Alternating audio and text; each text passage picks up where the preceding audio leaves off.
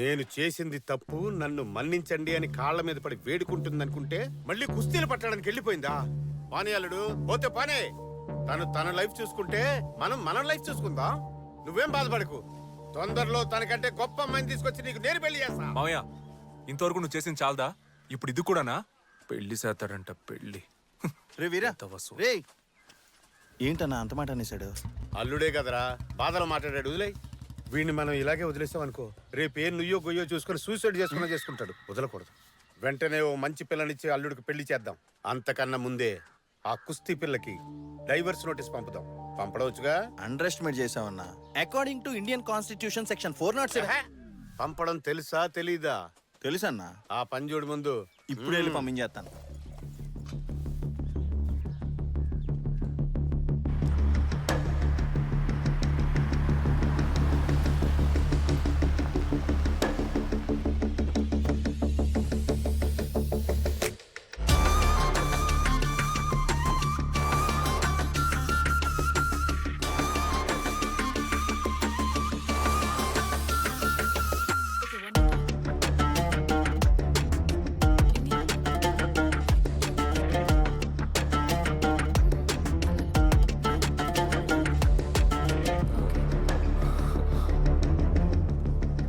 Girls, you're doing it wrong. Could you hold this for me? Come on. So now, can you take this leg back? Yeah. Yeah, that's the position. Okay. Lokesh, over here. Thank you. ఎరా, tournament works ఎన్ని ఉన్నాయి? వచ్చి రాగానే నీ లీలలు మొదలు పెట్టేసావా? నన్నేం చేయమంటావు? పిల్ల మస్తు హాట్ ఉంది కదా. Mind you, she's married. Oh really? Wow. I'm more comfortable with married women. వీళ్ళకంత సీన్ లేదు. ఇప్పుడు ట్రైనింగ్ తీసుకుని దేశం కోసం ఆడి ఏం పీకి పారేస్తారంట. మెడల్స్ చేయడానికి మగాళ్ళు ఉన్నారుగా.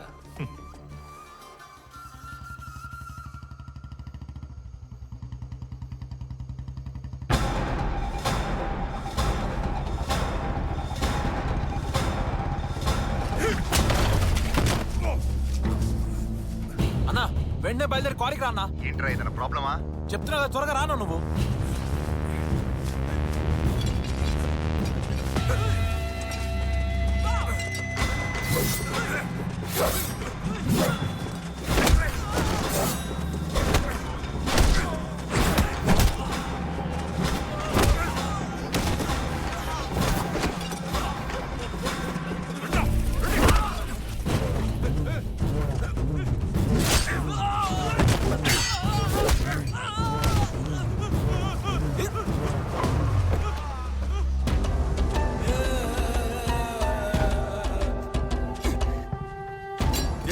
ఎత్తరా, తీసుకొని రా.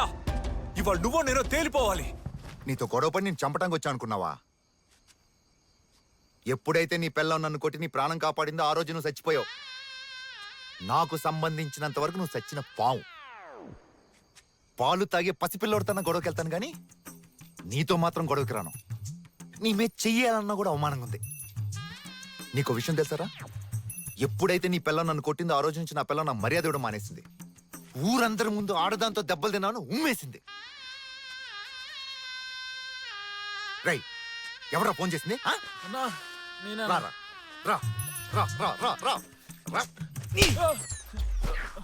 ఇలాంటిదేదో జరుగుతుందని ఫోన్లో విషయం చెప్పమంటే రాన్నా రాన్నా అన్నావు. వీటి గురించి ఇంకోసారి ఫోన్ చేస్తే మిమ్మల్ని అందరినీ చంపి జైలుకెళ్ళి కూర్చుంటా. నా పాటికి నేను కార్తీక దీపం సీరియల్ చూస్తుంటే టెన్షన్ పెట్టారు కదా. టెన్షన్ రారా. పరా. స్లిప్పులెట్టి పాస్ అయ్యవా, చదివి పాస్ అయ్యవా? ఎవడు పాస్ అయ్యా? నీకు అది లేదు. దా.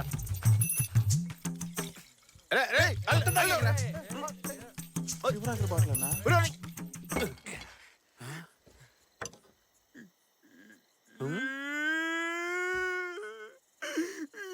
ఏమైందో చెప్పాలడు. ఇన్నేళ్ళుగా కాపాడుకున్న పరువు మర్యాదలు అన్ని దొబ్బాయి. ఆ దాసుగాడు నన్ను చచ్చిన పావంటున్నాడు. ఊళ్ళో వాళ్ళందరూ వీరాని నా పేరు మర్చిపోయి కీర్తి మొగుడు అని పిలుస్తున్నారు. నాకు బతకాలనిపించట్లే మావయ్య. ఎందులోనైనా దూకి చచ్చిపోనుంది. నేనేమన్నానురా? నీ ఫీలింగ్స్ నాకు పూర్తిగా అర్థం అవుతాయి అల్లుడు. నీకు జరిగిన అవమానాలు నాకు జరిగాయి అనుకో, నేను ఎప్పుడో రేసు చచ్చేవాడిని. మళ్ళీ చేస్తాడు. నిన్న కాకినాడ కాంతారావు ఇంటికెళ్ళి మా అల్లుడికి మీ పిల్లనిస్తావా అని అడిగాను. దానికి ఆయన ఏమన్నాడో చెప్పమంటా? ఏమన్నాడు? మీ అల్లుడు బారిలో గొడవ పడతాడు, పంచాయతీలో గొడవ పడతాడు, అంతెందుకు గుళ్ళో కూడా గొడవ పడతాడు.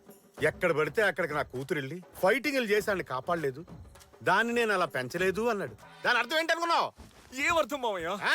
నీ పెళ్ళం తోడు లేకుండా నువ్వు ఒంటరిగా ఒంటేలు కూడా పోవని అర్థం అల్లుడు.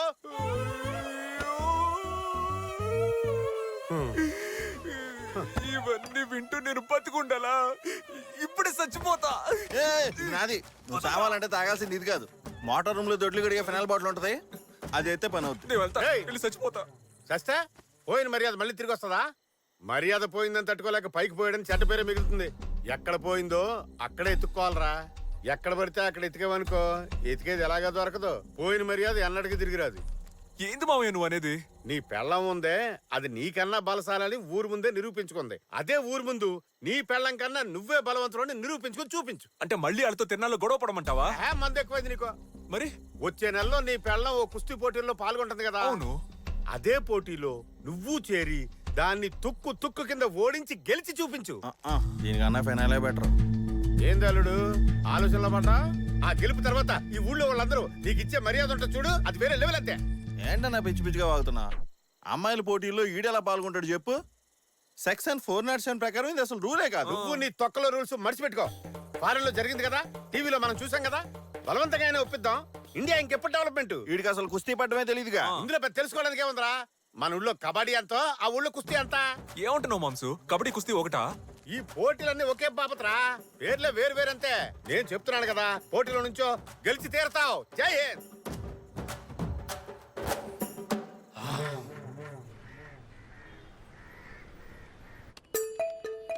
అయ్యో, చెబితే మీకు అర్థం కాదా? అది లేడీస్ కి జరిగే పోటీ. ఆడాళ్ళు మాత్రమే ఆడాలి అందులో. జెంట్స్ ఆడే పోటీలో పాల్గొను నువ్వు. అది జరగని పని అని చెప్తున్నా. నా మేనల్లుడు లేడీస్ మ్యాచ్ లో పాల్గొంటాడు. వాడికి అది లైఫ్ అండ్ డెత్. ఓయ్, నువ్వు అనుకున్నట్టు ఇది సాదా కుస్తీ కాదు, మట్టి కుస్తీ. మట్టి కుస్తీ అంటే మట్టిలో తనుకుంటారా? కుస్తీ అంటే modern freestyle wrestling, mat మీద ఆడేది. కానీ మట్టి కుస్తీ ఓల్డ్ ట్రెడిషనల్ రెజ్లింగ్, మట్టిలోనే ఆడాలి. Super tough. అదంతా నువ్వు చెప్పకూడదయ్యా. మేమంతా పుట్టినప్పటి నుంచి మట్టిలోనే దొరిలాం. గిల్లి, గోలి, బొంగరం, కోతుకొమ్మచ్చి, చుక్చుక్కు బిళ్ళ, తొక్కుడు బిళ్ళ, కర్రసాము, ఇలా మేము ఆడిన ఆటలన్నీ జీవితంలో నువ్వు వాడుంటావా? మేమందరం మట్టిలో మాటికెళ్ళయ్యా. నువ్వు మట్టి వాగుడు ఆపి మా అల్లుడి పేరు రాసుకో ముందు. రాసుకో. Hello sir. అవును సార్, బాగా నసగాళ్ళ ఉన్నారు. ఇదిగో వస్తున్నారు. ఈడే ఒక పొట్టి నాస మన నస అంటున్నాడు. వెళ్ళు, నువ్వు వచ్చాక చెప్తా. ఏంటి ప్రాబ్లం? సార్, రాజమండ్రి ఏరియా నుంచి వచ్చారు సార్. కీర్తితో కుస్తీ పట్టాలి, పోటీ పెట్టమని తన హస్బెండ్ ఒకటే నసపెడుతున్నాడు సార్. వాళ్ళిద్దరి మధ్య ఏదో సమస్య అనుకుంటా. అది ఎలా తీర్చుకుందాం అనుకుంటున్నాడు సార్. ఇంట్లో సమస్య అయితే దాన్ని ఇక్కడ తెలుసుకోవాలా? కోర్టుకు వెళ్ళమనవయ్యా, ఇడియట్స్. కోర్టుకి వెళ్తే ప్రాబ్లం తొందరగా తేలదు. వెంటనే సొల్యూషన్ కావాలనే కదా ఇక్కడికి వచ్చారు. అందరూ తప్పేంటి? అయితే మ్యాచ్ అరేంజ్ చేయమంటావా? ఏంటి నువ్వు? మ్యాచ్ అరేంజ్ చేస్తే తప్పేంటి? ఇంతకు ముందు హస్బెండ్ అండ్ వైఫ్ మ్యాచ్ జరగనేలేదు. జరిగితే ఆల్రెడీ పోటీలన్నిటికీ షెడ్యూల్ ఫిక్స్ చేశాం కదా సార్. స్పెషల్ కేటగిరీ మ్యాచ్ అని అనౌన్స్ చేస్తే పోలా? అంతా మన చేతిలో పనేగా. అచ్చరే, నువ్వెందుకు ఈ మ్యాచ్ జరిపించాలని అంత ఇంట్రెస్ట్ చూపిస్తున్నావు? కమ్ ఆన్, ఈ మ్యాచ్ జరిగితే నీకు నీ క్లబ్కే బెనిఫిట్. ఎలా చెప్పు? ఒక హస్బెండ్ వైఫ్ మ్యాచ్ జరిగితే పబ్లిక్ లో ఒక ఎక్సైట్మెంట్ ఉంటుంది. స్పాన్సర్స్ చాలా మంది వస్తారు, అడ్వర్టైజ్మెంట్స్ ఉంటాయి. మనం టికెట్ రేట్స్ పెంచి డబ్బులు బాగా లాగొచ్చు.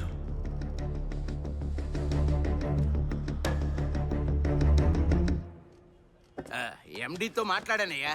ఏపీ నుంచి వచ్చిన మీ ఉత్సాహాన్ని మెచ్చుకొని ఎండి పోటీకి ఓకే అనేశారు. పోటీలో ఈయన పాల్గొనబోయేది. ఈయనే పేరు వీర. వీరా మీరు ఏపీలో రెజ్లింగ్ ఛాంపియనా? ఇక మీదే నేర్చుకోవాలి. పదనాలుడు మొదలెడదాం. ఉమ్,